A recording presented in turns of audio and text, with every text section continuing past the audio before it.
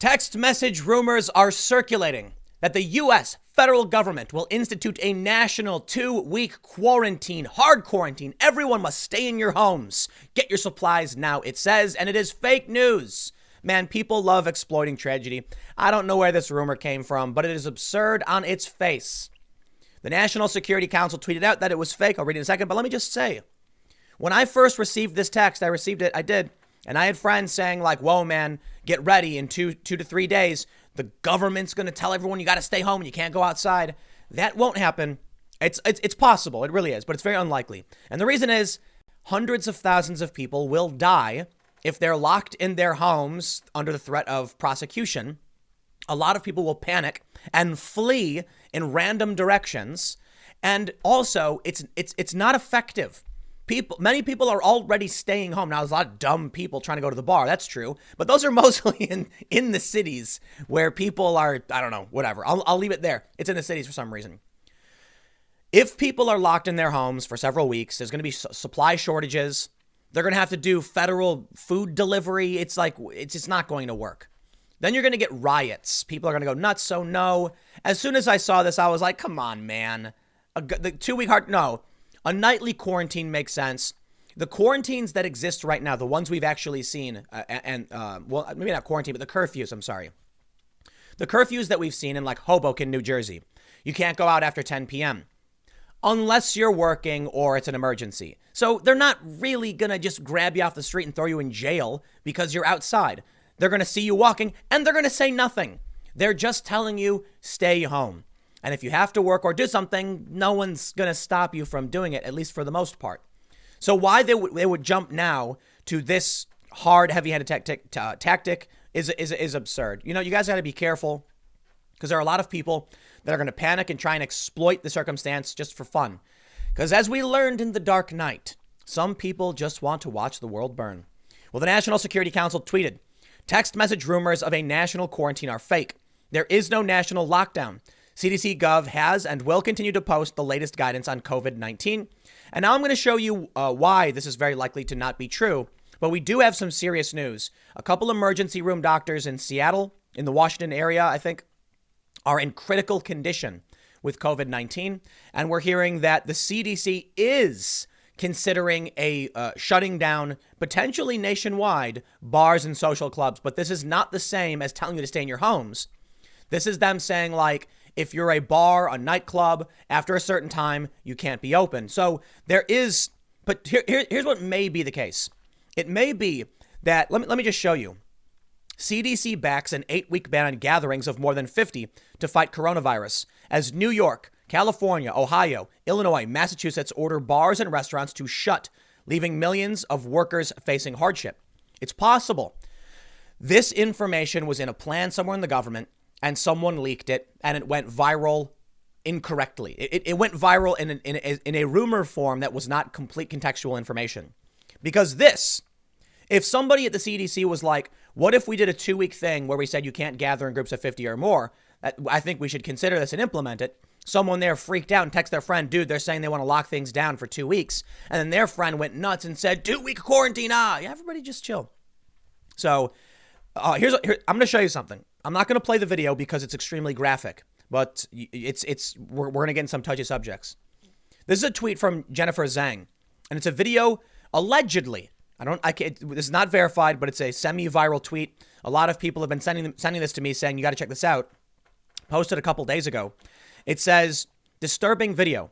Some say this is a whole family who died at home due to COVID-19 in Jixianli community in Qiaoku district in Wuhan.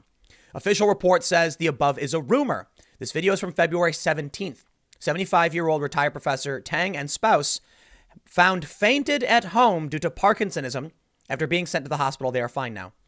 There have been tons of videos from Iran and China and, well, the other countries where people have passed out, collapsed in the street. I don't know the current status of many of these people. Some of them are believed to have been the coronavirus, COVID-19. We now have a couple different doctors saying they've never seen anything like this. The complication rate is extremely high. So you may have heard this before, but it's important to say in this context, it affects your lungs, makes it hard to breathe, and people then pass out from lack of oxygen.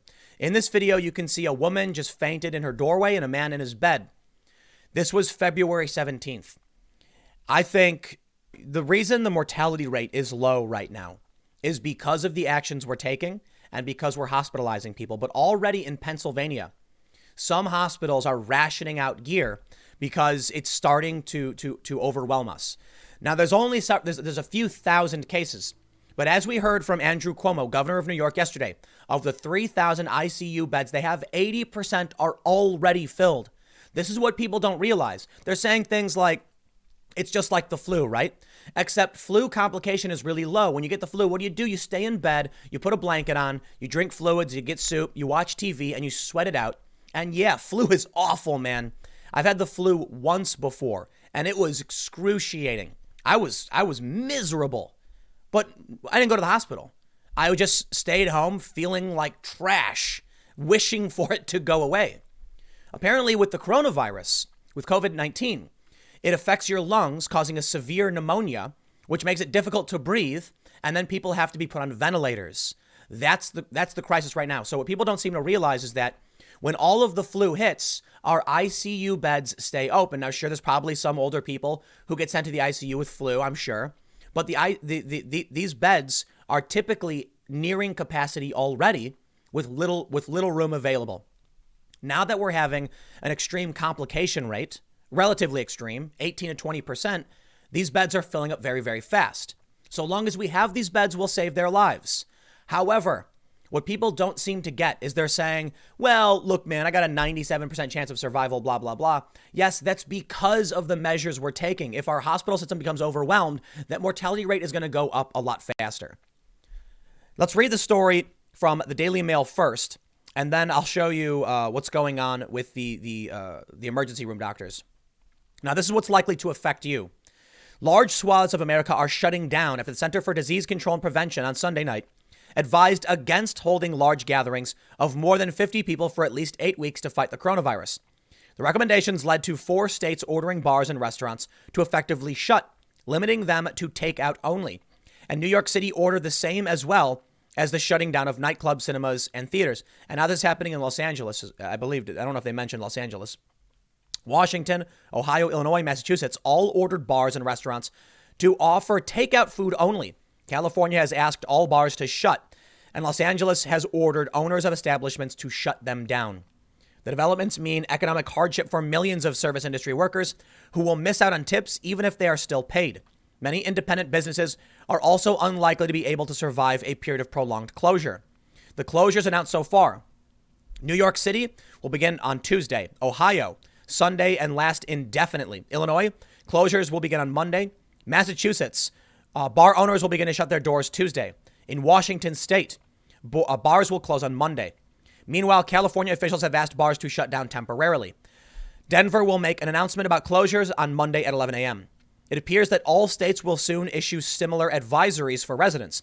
In a memo shared on their website, the CDC advised state officials that large events and mass gatherings, such as festivals, conferences, and parades, could contribute to the spread of COVID-19. Therefore, CDC, in accordance with its guidance for large events and mass gatherings, recommends that for the next 8 weeks, organizers cancel or postpone in-person events that consist of 50 or more throughout the United States, the CDC said. So I want to stop there. I don't know if you guys saw the text message that was going viral saying that there was going to be a 2-week quarantine, go get your supplies. Now, whatever. I think it was likely a corruption of this information, meaning when somebody got wind, I know I mentioned it before, the reason I'm clarifying now is because I thought the CDC was actually preparing to back a full-on lockdown. It's not even that.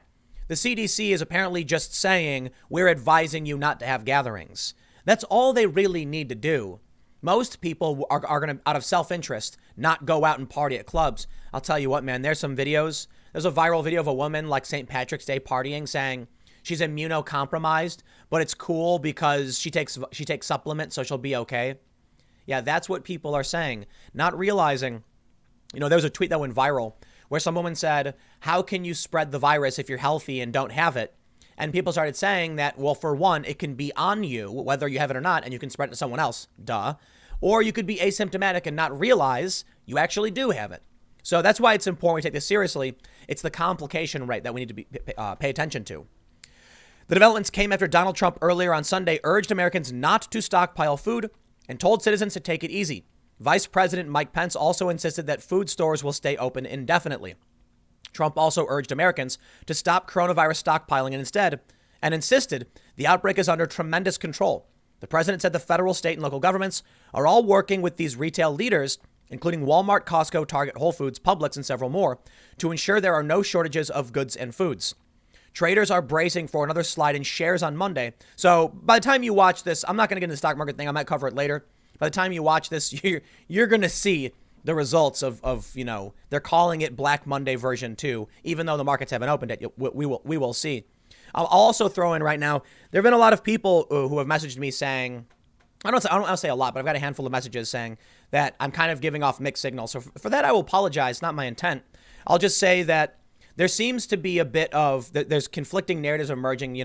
BuzzFeed put out this story saying that in 2009, the Health and Human Services advised intelligence personnel to have three months of food available during the next uncontrolled pandemic. Whether or not we're controlled or uncontrolled, I don't know. But the point I'm trying to make there is not that you should go out and freak out and buy much stuff, because you should not, absolutely, as I've stated in every video, but that here's some difficulties. I myself am getting this, wild swing of information where you have some sources saying all is good, let's chill. And then you have these videos pop up from China of people passed out in their homes, doctors in the emergency room. So it is kind of hard to figure out what's really going on. But I'll say a couple things. You should definitely have supplies. You should not stockpile a year's worth of toilet paper. That's insane, and something's wrong with you if you've done that. Well, no, I should take that back. If before this, you have a general store of various goods you use for a variety of reasons, that's fine. If you run to the store full speed and try and fight with an old lady over toilet paper, something's wrong with you. Please don't do that.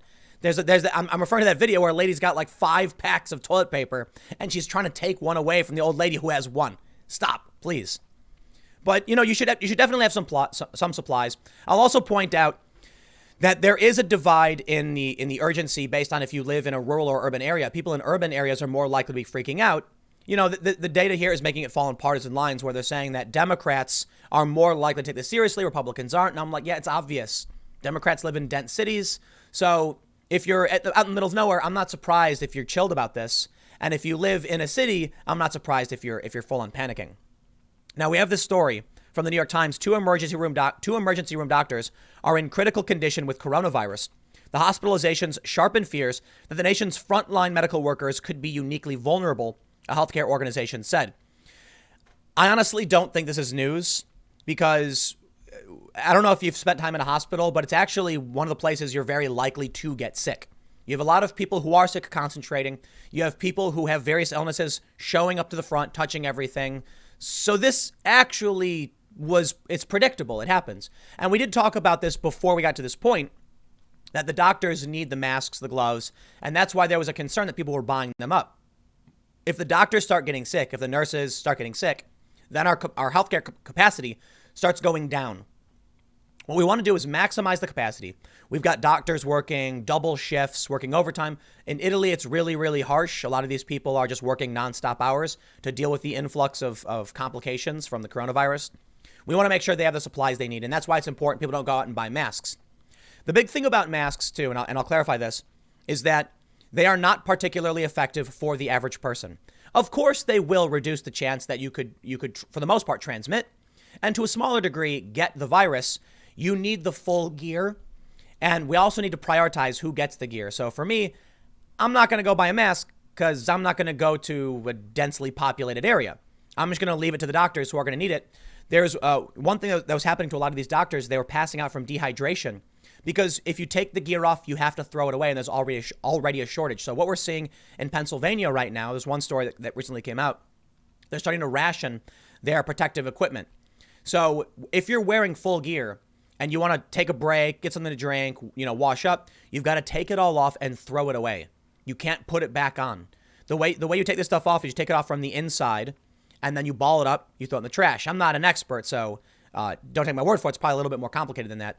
But that's why, it's important they have access to this. If they can't take it off, a lot of these doctors haven't been drinking water or eating because they don't have the supplies to re-gear up, and then they end up fainting and stuff. Well, let's read a little bit of this. Now I'm gonna show you a what not to do story. The New York Times reports 2 emergency medicine doctors in New Jersey and Washington. New Jersey? I thought it was just in Washington. I'm in New Jersey.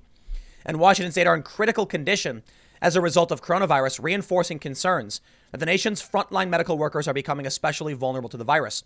The American College of Emergency Physicians said, "A lot of us think that despite everything you do, we will probably be exposed," said Dr. William Jacques, the chair of the group. Still, he said the first reported case certainly sends a shockwave through the community. Emergency rooms represent a busy intake point for hospitals where patients come in with symptoms but no diagnosis. As the coronavirus spreads during the typical flu season, emergency physicians are triaging large numbers of patients around the country with symptoms that could be the virus. As compared to anyone else at this hospital, you are operating with the most incomplete information. One of the ill physicians, a man in his 40s, is a doctor at Evergreen Health Medical Center in Kirkland, Washington, a hospital near Seattle, which has seen one of the largest concentrations of cases in the U.S. The other physician, a doctor in his 70s in Paterson, New Jersey, was also in isolation and intensive care. The doctor led his institution's emergency preparedness and was admitted to the hospital several days ago with upper respiratory problems, the physicians group said. So my respect and admiration to these doctors, particularly this doctor in his 70s, who has put himself at tremendous risk to lead this effort to help people who may be experiencing this virus. It's sad to see that it's to me, it's on par with, a firefighter running into the burning building or a police officer running into a crime scene and taking that great risk. These doctors, keep in mind, these are our emergency service personnel too, and they are facing the real threats every day. So I hope these doctors recover, and that's all I can really say. Now I'm going to show you a little bit of what not to do. This is a story that makes me, facepalm, I guess. I don't know if you saw the story the other day I talked about a little bit, patient 31 in South Korea. This was the 31st person to contract the coronavirus who was advised she should be tested and refused, and then went on to make contact with over 1,000 different people. The single worst point of failure for the spread in South Korea. This person exacerbated the problem to an extreme degree. And many people have been saying, if the doctor advised you to get tested, stop, going around self-quarantine, you should do it for others. And also, come on, if you're sick, stay home, get better, right? Well, apparently, in Korea, saltwater spray infects 46 churchgoers in South Korea. The church in Gyeonggi province sprayed salt water into the mouths of its followers out of a belief it would kill the virus. The new cases have fueled the South Korean government's efforts to clamp down on possible clusters as cases rise to 8,236. Let me just give you the gist of this story. They took a spritz bottle of salt water, and people would walk in and they would put it in their mouths and spritz. 46 people ended up getting infected because they weren't disinfecting the bottle. And not only that, it doesn't do anything anyway. Well, there you go. So, I guess for the most part, I can leave it there. We've seen what happens when you do hard quarantines. It's not a good idea. I'm not going to play that video for you, but I want to circle back to that and just wrap up on this final thought. It shows a woman collapsed in her doorway. And as we've seen with the other videos around the world of people collapsing in the street, this is why hard quarantine doesn't make sense. People need to go and get supplies when they need supplies, and we need to keep an eye on people. One of the things that always kind of, is always in the back of my mind when I would live alone is like, what would happen if you lived alone and you slipped and fell and hit your head?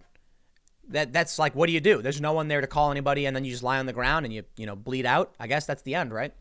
But if you live with other people and you slip and fall and hit your head and someone hears it, well, then you're going to be okay. If you're outside and you collapse, people are going to see it, and hopefully you'll be okay. These people were locked in their homes, apparently. We've known China's been doing this. So for the government to institute any kind of hard quarantine, I think would be a tremendously bad idea, because as much as we're socially distancing, there will be a major benefit to make sure we are still keeping up with each other, talking on the phone. So I guess the last thing I'll say is, if you have, elderly friends and family, people close to you, or just anyone in general, make sure that even if you guys are self-isolating and staying in your apartments, whatever, you're in constant contact with your friends and family. Keep conversations up. Social distancing means physical contact. It doesn't mean digital internet communications. Thanks to the internet and our smartphones, we are now able to keep in better contact with our loved ones. So just keep that in mind. You know, people who are by themselves, we want to make sure we check up on them and keep these conversations going. I'll leave it there. Stick around. You know, any updates, I'll have them. Next video will be coming up at 1 p.m. on this channel, and I will see you all then.